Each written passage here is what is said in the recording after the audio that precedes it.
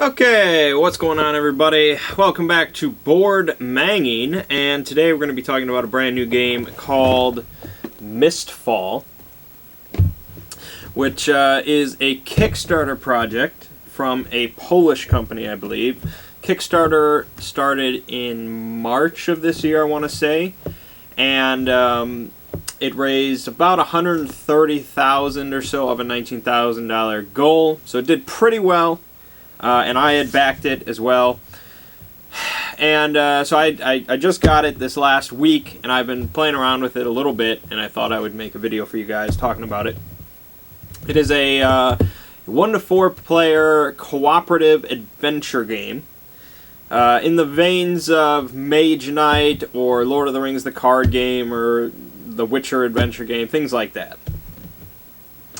And it's less complicated than Mage Knight. We'll kind of talk about how it plays and things like that. It's about 30 minutes per player, it says. It's not a terribly long game. And it's pretty interesting. So what we're going to do is I'm going to give an overview of how the game plays and show off all the different kind of components and things like that. And then we're going to come back and I'm going to give my thoughts on the game itself. So let's take a look at what's inside. Alright, I'm going to try a little bit different recording style for this so I can really kind of get good close-ups on all this stuff. So hopefully it works out. But here's most of the stuff that you get with the game. It's mostly cards. You get a lot of cards with the game because the card is mostly card-driven. The game's mostly card-driven. So we're going to go through things and give you a basic understanding of what is going on. I should mention that I also have the campaign system that was an add-on for the Kickstarter. For some reason I decided I needed to have it. I thought it was going to be a bit more than this. It's just a pretty small box. It's like a booster pack, and there's cards in here. There's more cards, and yeah, I won't really get into that for this video. That's outside the scope of this. Alright, so first thing that you're going to be interested in is the characters, the character classes. And they come in the form of these cardboard sheets, I guess. Charters is what they call them. And there are 7. Yep, 7. And they kind of run the gamut of traditional fantasy, RPG, archetypes, and things like that. So you have Crow the Seeker here, who's your basic rogue. He's got daggers. You can see him. You see him? You see him. And he does roguish things. You have Ardenai, the Arcane Weave Archer. You can see that. Yeah, he's an archer with magic. He does bow stuff. You have Harig, the Frost Mage, doing Frost Magey stuff. Arani, the Dawnbreaker Cleric, kind of a paladin cleric type. Fengray, the Shield Bearer. He's your classic knight, sword and board type character. Venda, the Ravencrag Fury, she's the barbarian. And Silenthia, the Arcane Mage. So you get 2 kind of spellcasters, traditional spellcasters.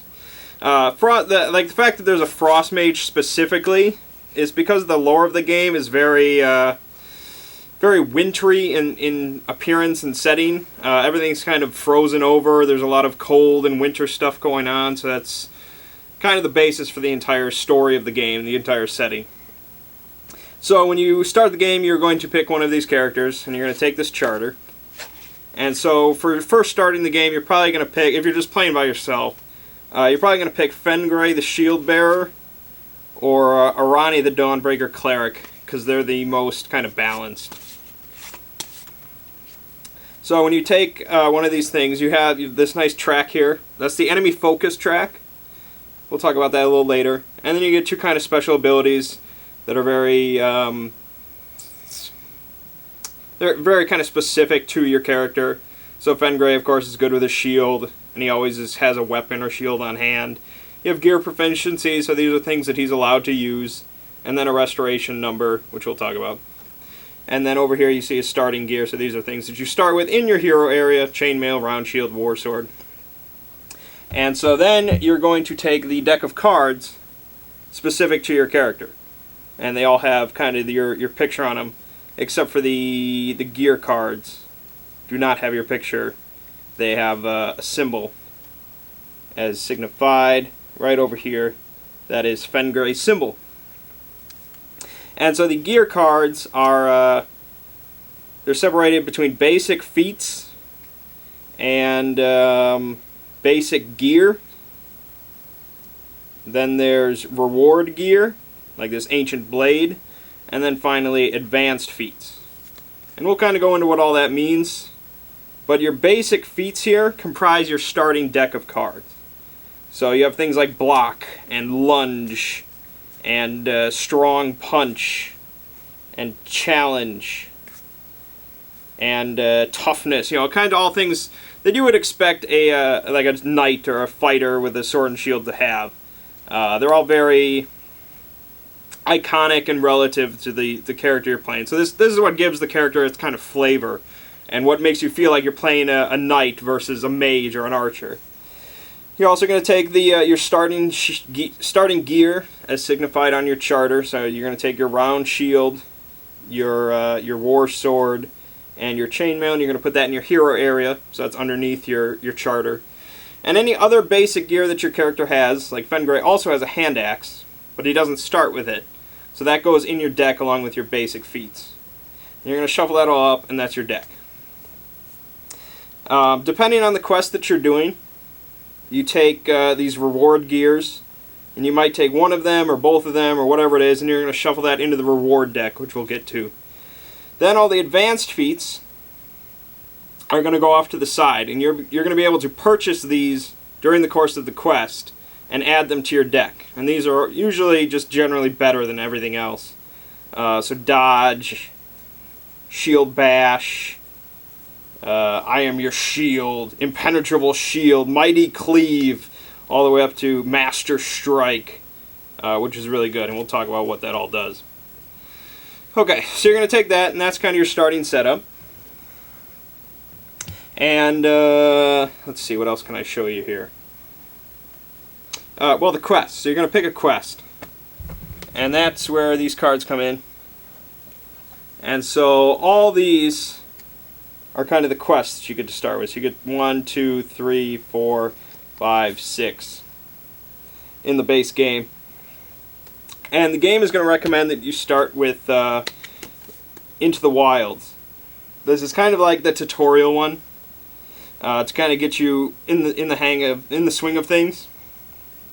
And so each quest is going to have kind of special setup information, telling you what monsters to use, what locations to use, how to set up the board, the reward deck, any special encounters that are going to be involved, special enemies, things like that, and any quest tokens that are going to be used, things like that. And here's info about the boss enemy's health for this quest, blah, blah, blah, blah, blah.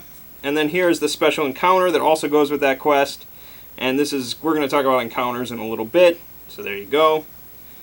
And so then based on what quest you pick, you're going to set up the board. And so here's the board, you're looking at it. This is for Into the Wild, this is how it's set up. And so this right here is your player marker, so this signifies where the party is at any moment. This is the Hearthfire Arena, or the Hearthfire Inn, and this is going to be involved in every quest. This is kind of your starting spot usually, and the safe haven. This number here in the lower right is your restoration number for that location. We'll talk about restoration a little bit later, but this is generally the highest spot on the board. So it's always kind of a safe haven to be. So then as you go through, you're going to be flipping over tiles, and you're going to be revealing the location. And each one is kind of different. And this is for Into the Wild, so it's very simple. You're basically just traveling down in a line. But all the other quests are going to be doing like grids, so you're going to have like a 3x3 grid that you're traveling across, and so you can go, up and down, or you're traveling all over the place. But Into the Wilds is very simple. So you're just going to be going to like this one, then this one, this one is the final one. And all the locations are pretty cool looking. Again, the artwork is just awesome for this game. So here's just a bunch of different locations, like the Desecrated Shrine, the Dead Morass, the ancient barrows, noxious morass. They like the word morass in Poland. Ruined watchtower, Black Coven Hill, decrepit keep. I mean, look at that. And you can see it's all kind of wintry. That's the whole feel of it. Burned village, abandoned temple, empty inn, Blackwood trail, and this one's just blank for some reason.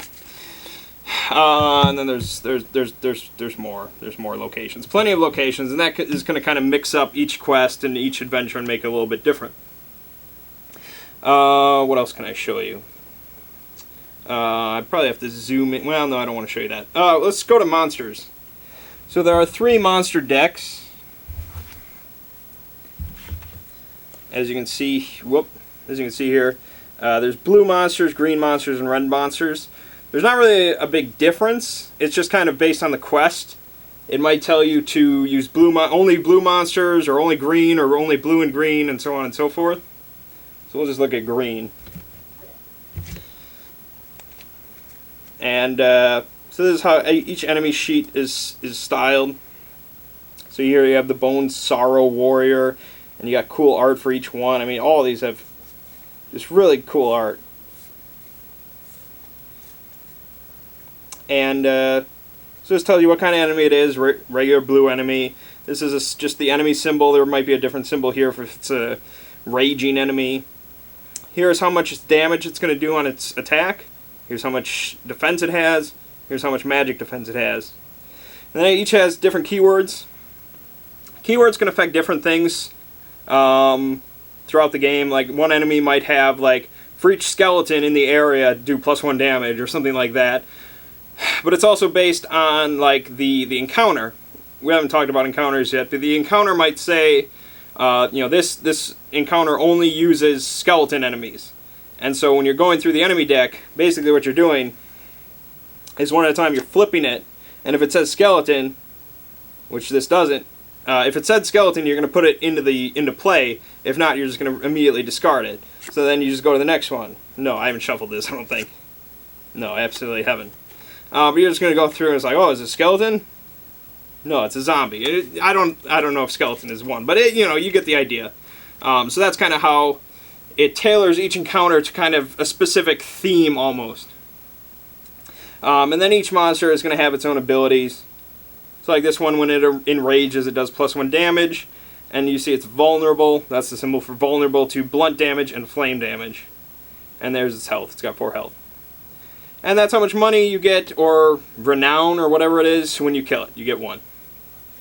And you're going to be using that, the renown, the money, to both buy advanced feats, as well as, like, resolve special things that might happen throughout the game. The game might ask you to spend a certain amount as a group in order to prevent something really bad from happening. Encounters, let's talk about that. That's the logical next step.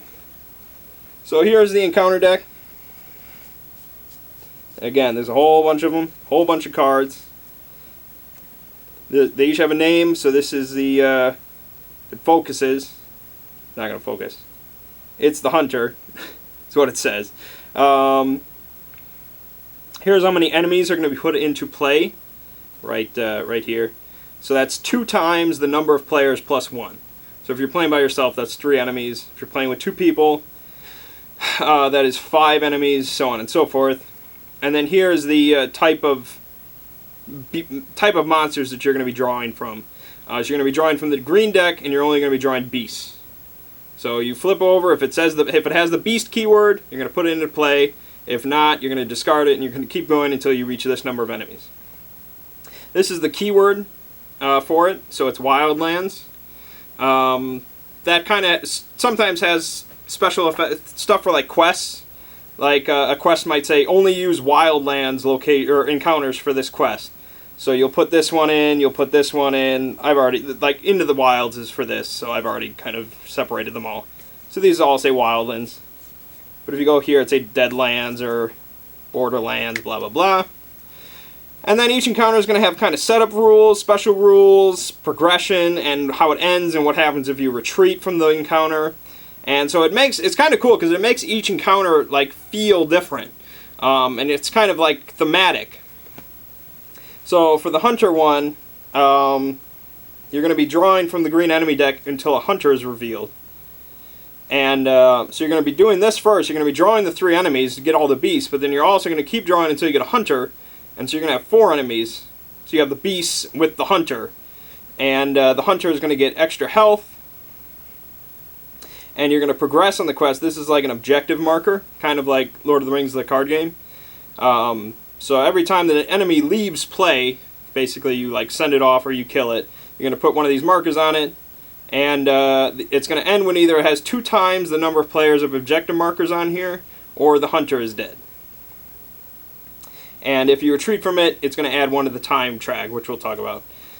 And then here's the reinforcement number, which we'll also talk about later. So all the encounters are pretty cool because they each feel kind of different and make it unique and interesting. I like it.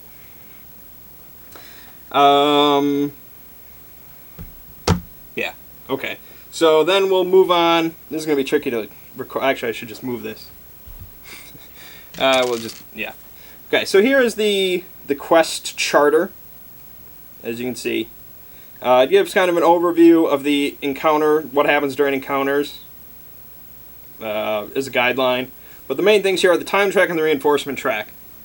So for the time track, you're going to start, generally, putting one of those little yellow cubes onto the space correlating to the number of players involved. So 1, 2, 3, 4. And now I'm going to bring out the time deck and juggle.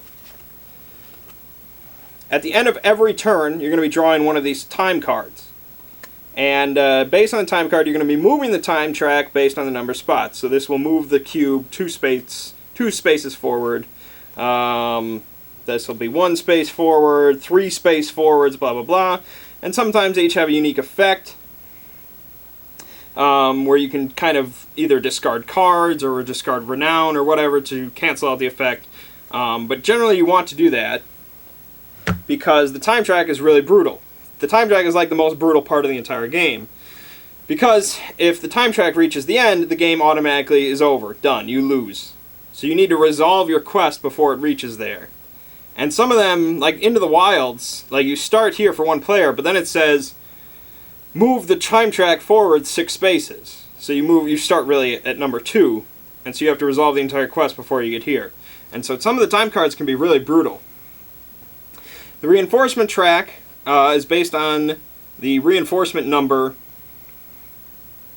among other things, like on the encounter card, the reinforcement number. So it starts on 0, but like the encounter card and other effects can move that yellow cube forward onto the reinforcement track. And so if it just moves forward 1 space, like onto this 1, that means at the start of the next turn, if you haven't ended the encounter that you're in, you're going to add 1 monster to the encounter. So it's going to be, monsters keep coming in. And that can go all the way up to like 4 monsters added.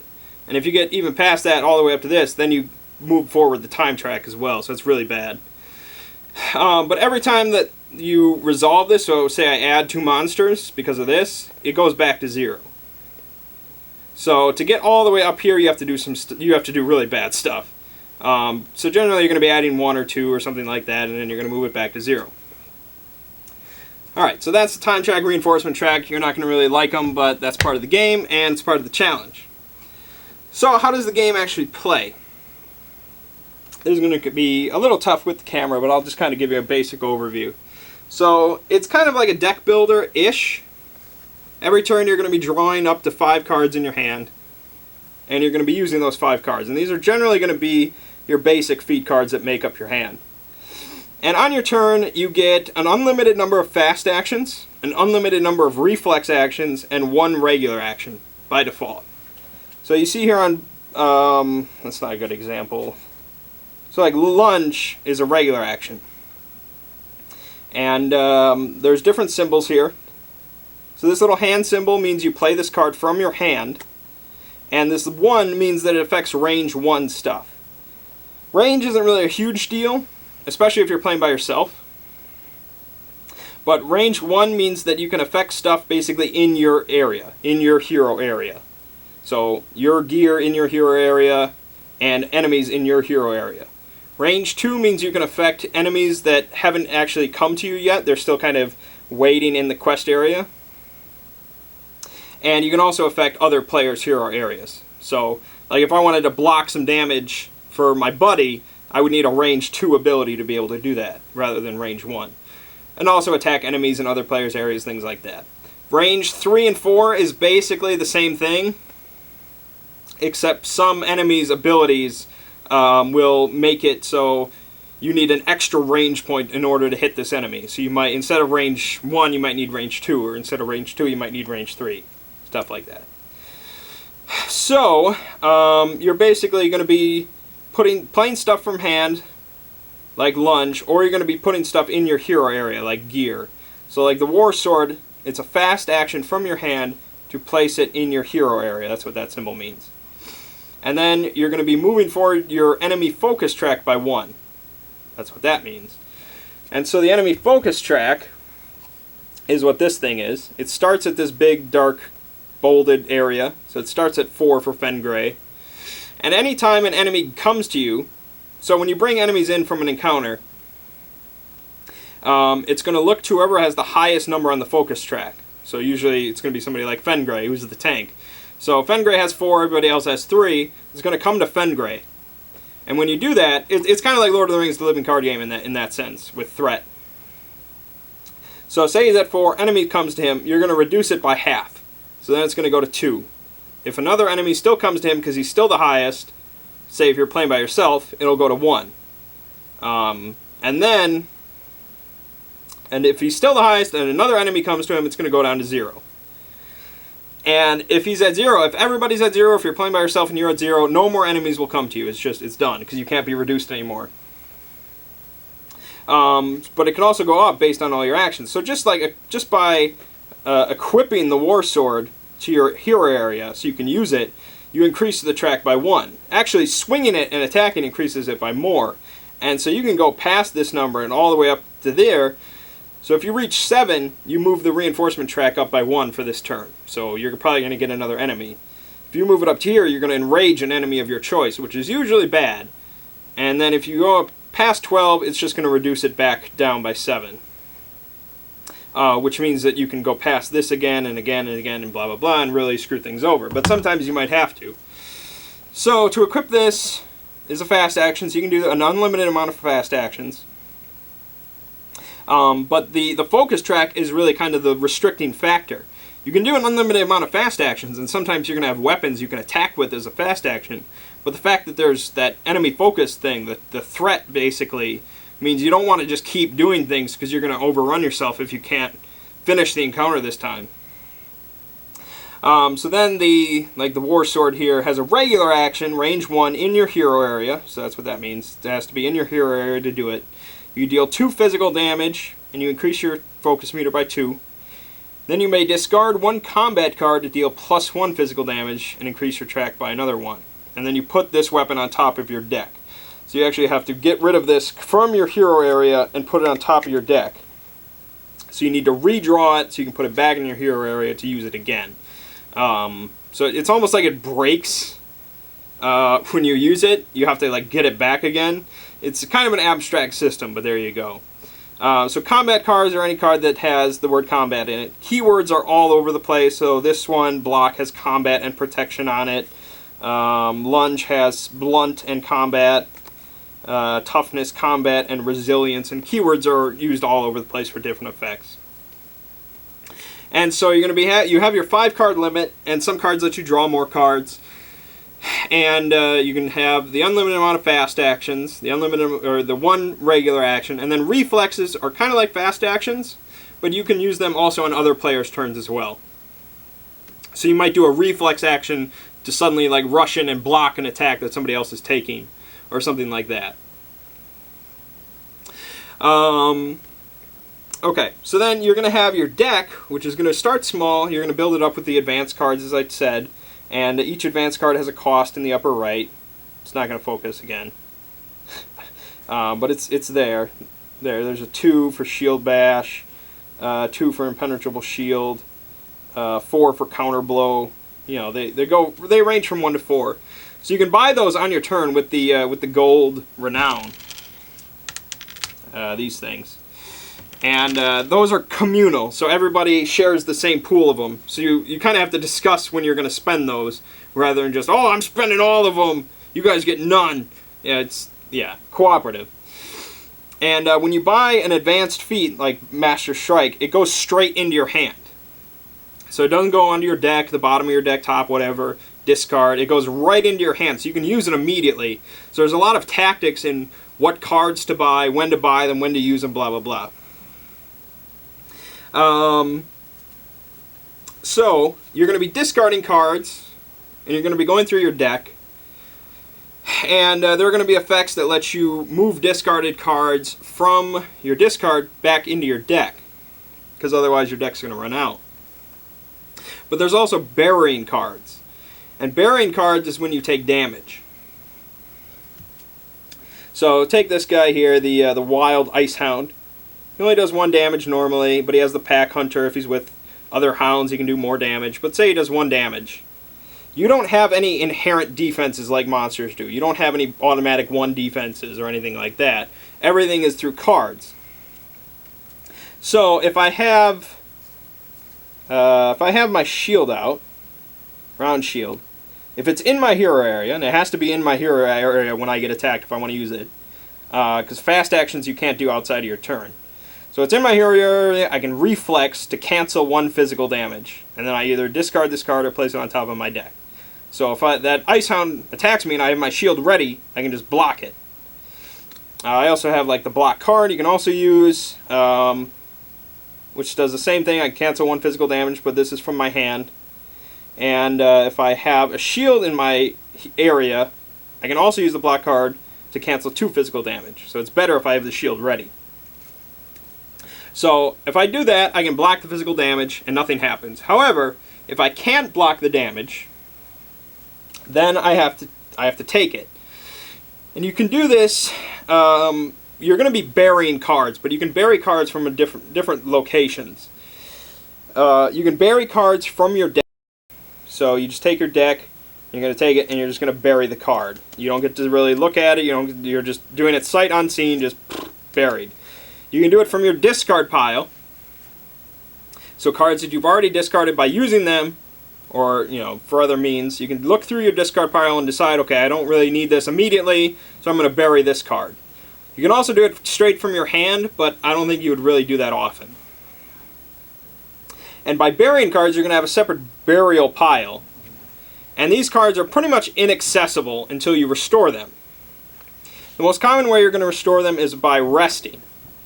So if you're at a safe location, which means there's no enemies there, there's no active encounter or anything like that, so say you're at the safe haven, the inn, you can rest. Which means you're going to take the number that's in the lower right. So for here it's +4. You're going to take that, and then you're going to take your restoration number on your character. So this is +2. So if I rest at the inn, I'm restoring 6 cards. And you can divvy these points up between moving cards from your burial pile to your discard pile. So 1 point will move 1 burial card to my discard pile. Or by moving cards from your discard pile to your the bottom of your deck. So to move a card from my burial pile back into my deck costs 2 restoration points. To move it from the burial to the discard, and then to from the discard to the deck. So that's a really important mechanic of deciding what cards are being buried, what cards you're bringing back, what cards are in your discard, into your deck. Really using your restoration points wisely. Now, resting is the most common way you're going to restore cards, but it's not the only way. Like, the Cleric here has something like Minor Heal, where you can pick, as a fast action on your turn, you pick 1 hero or ally, and you get 2 restoration points, and they may discard 1 condition. So, like Cleric and some other effects, like certain items, are going to be able to give you restoration points and things like that. Now, this thing does not factor in for something like that. You don't get +2 if you get, like, minor healed or something like that. The only thing that really affects that is the Cleric itself. Here. Who has Grace of Dawn. Whenever you receive any restoration, receive +1 restoration. So if she used Minor Heal on herself, then she would get 3 restoration points. And so that's kind of the whole trick of the game, is deciding what cards am I looking for, what cards do I want to buy with advanced feats and stuff like that. What combos am I trying to do? What cards am I going to bury, because you are going to end up taking damage? What cards I'm going to discard? Because remember, like, using the War Sword from here, you can do the special thing with like the regular action where you can discard cards to do more damage. So then it's like, okay, do I want to discard these cards to do more damage? Are they more useful on their own? And it's this whole kind of juggling act that's very interesting. Like I said, it's Mage Knight-esque, it's Lord of the Rings, the Living Card Game-esque, and it all comes together pretty well. So far, I have yet to beat the Into the Wilds tutorial quest. I've just been playing with one at a time, just testing them out, and I haven't really been getting a hang of each character. I've just been kind of trying out the different ones and seeing how they play. And so far, yeah, each one feels pretty unique. Like the fighter and the cleric, they both use melee weapons and stuff like that, but they feel very different. Fengray can take a lot of punishment, he can block it, whereas the cleric is about healing herself and doing things like that, and also smiting her enemies. Like her big one is like Way of Dawn. So she can do things based on, like, she can place wounds on enemies based on objective markers. I Am Retribution, which is cool. More objective markers. Blessing of Restoration. Holy Smite. You know, it's all very thematic. It's really cool. So I don't know if I've really given you a great idea of how the game plays. I've just kind of been going through the mechanics. But as you can see, there's a lot here. There's a lot of cards. There's a lot of... There is replayability to it based on the quest, the locations, and the enemies, and the encounters, and the characters. So you can combine different characters and the way that they kind of work off of each other. So the fighter and the cleric work well together, but maybe the ranger and the wizard might work together. I don't know. I haven't tried them all yet. So yeah, it's pretty interesting, but it is kind of difficult. So far, playing just by myself, it is pretty difficult. I'm hoping to get a better understanding of it so I can make it work. But I'm also hoping to get other people involved, and so we can kind of get that communication going, that teamwork, that cooperation. So that's a wrap-up of the kind of overview of the gameplay and the components and stuff like that. One final thing I want to mention is the rulebook. This is the rulebook, the rules of play. Again, artwork, it's cool. And it's pretty short, as you'll see. It's not a very long rulebook compared to something like Mage Knight. And I think actually that's a bit of a detriment to the game. There are a lot of situations that came up, even from my limited playing, where it's like, what is the order of events? What is supposed to happen here? Okay, now there's this exception. Am I supposed to do something here? Blah, blah, blah. I had a lot of questions that this rulebook did not answer. And so if you pick up the game, you're probably most likely going to have to go online to find out some answers to your problems. And so I think the rulebook could have been written better. As it is, it didn't take me that long to get a solid grasp of how the game plays, but some people might have a tougher time with the rulebook than I did. I definitely think it is lacking a little bit. It also comes with a quest guide, which is going to kind of go through setting up each quest in detail. So this is going to provide more info than just the little the info card, and it'll give a little backstory and things like that. Again, it's not very long because there aren't that many quests in the game, but there you have it. Alright, so yeah, that's a wrap up for the overview. Let's get to what I think of the game overall. Alright, so that's Mistfall for you. That's kind of how a basic overview of how it plays and things like that. So what do I think of it? Well, I haven't played it I haven't spent a great amount of time with it, and really the biggest detriment here is I have yet to play it with other people. I've only played it by myself. So this isn't really a full-blown review as much as kind of my thoughts on how it seems.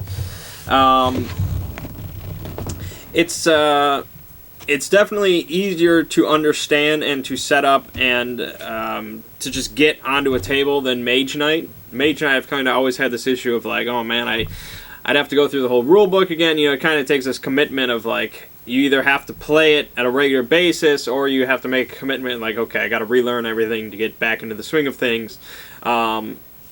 it's simpler than Mage Knight, and that is both good and bad.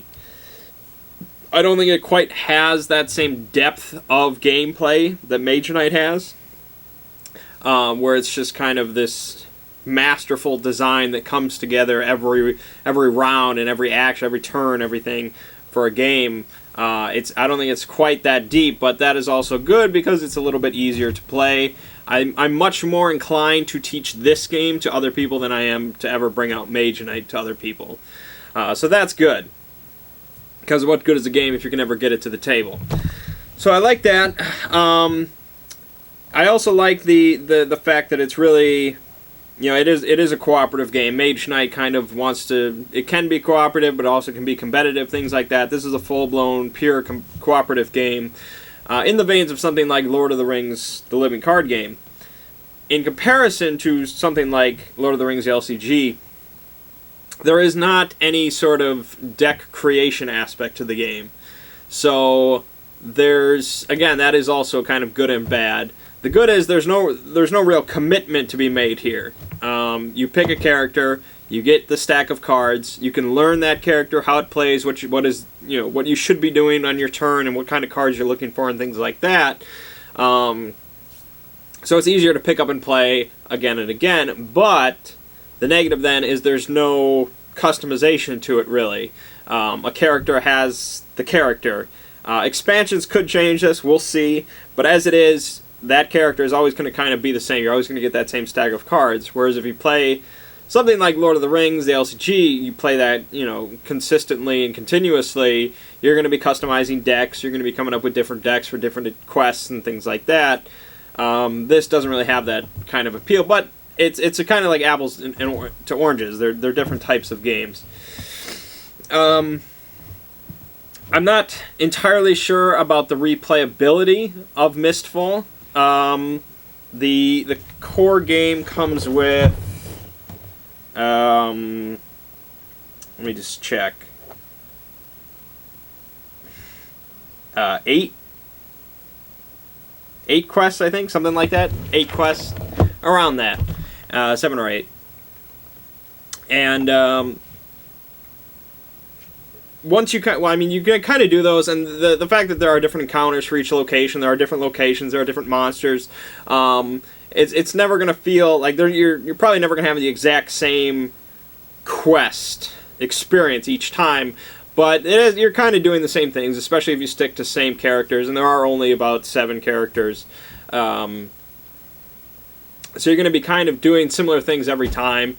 You're probably going to discover certain combos for each character that you're just looking for every time, and that's what's good, and that's what you try to go for.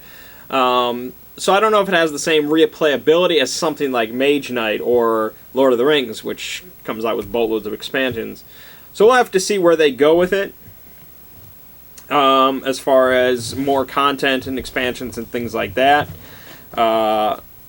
We'll see. I do have the campaign system thing, as I mentioned.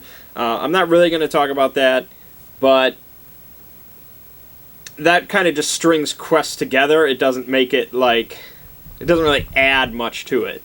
It's just kind of that little thing. So, as it is, I would rate it probably around a 7.5.